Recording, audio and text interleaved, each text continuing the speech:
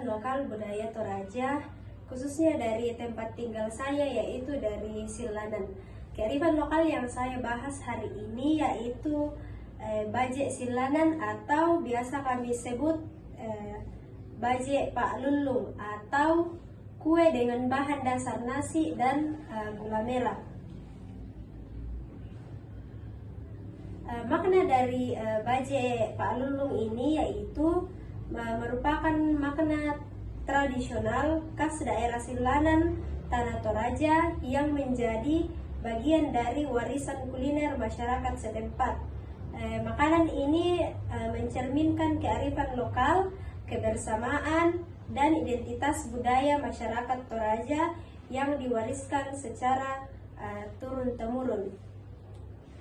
Adapun fungsi dari bajek Silanan ini atau bajek Pak Lulung yaitu sebagai makanan tradisional di mana dikonsumsi oleh masyarakat dalam kehidupan sehari-hari maupun dalam acara tertentu, baik itu dalam acara rambu solo, rambu tuka, dan bahkan syukuran atau mengrara tongkonan. Kemudian yang kedua yaitu sebagai pelengkap dalam kegiatan adat dan budaya, terutama dalam pertemuan keluarga atau acara masyarakat. Kalau kami di Silanan biasanya kalau misalnya ada acara, baik acara apapun itu harus ada bajek. Kemudian yang ketiga yaitu sebagai warisan budaya kuliner, di mana memperkenalkan kekayaan makanan khas Toraja kepada generasi muda. Dan yang keempat sebagai simbol kebersamaan, karena sering disajikan dan dinikmati bersama keluarga maupun tamu seperti kegiatan di rambu solo atau rambu tuka. Dan kemudian yang terakhir sebagai daya tarik wisata kuliner yang dapat memperkenalkan budaya Silanan dan Toraja kepada masyarakat luas. Kemudian saya akan membahas bahan dan cara membuat bajek Pak Lulung ini. Bahan utamanya yaitu nasi atau soko atau beras ketan, dan yang kedua itu gula merah, air, kelapa parut, jahe, dan gula pasir. Baik, saya akan masuk ke dalam cara pembuatannya yaitu gula merah, kelapa parut dicampur menggunakan air dan kemudian dimasak hingga tua. Kemudian setelah itu campurkan dengan nasi atau soko. Setelah tercampur semua, tambahkan jahe sesuai selera. Kemudian tambahkan juga gula pasir. Gula pasir ini bukan untuk menambah manis, tetapi untuk mempercantik supaya tekstur dari bajek tersebut lebih mengkilat. Kemudian tunggu hingga mengental. Ketika sudah kental, itu menandakan bahwa bajeknya sudah matang. Kemudian dinginkan dan siap untuk dibungkus menggunakan daun jagung atau yaki kami bilangan kisana apa itu?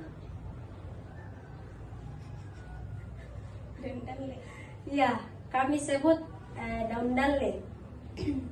Kalau perbandingan bahannya itu biasanya itu kalau misalnya 10 kg beras itu digunakan 12 gula merah dan 2 kelapa parut. Terima kasih. Selanjutnya saya akan menjelaskan tentang tarian adat Makatia yang biasa ada di upacara rambu solo.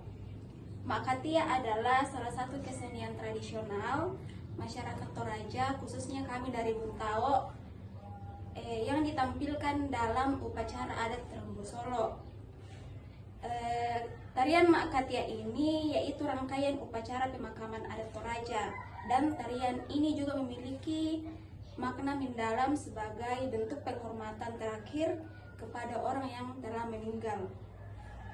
Dalam pelaksanaannya, tarian Makatia ini biasanya dibawakan oleh sekelompok perempuan yang mengenakan pakaian adat, menggunakan pakaian adat lengkap dengan berbagai aksesoris khas Toraja seperti kandaure atau hiasan manik-manik dan sapi yaitu miniatur rumah tongkonan yang biasa diletakkan di atas kepala sang penari.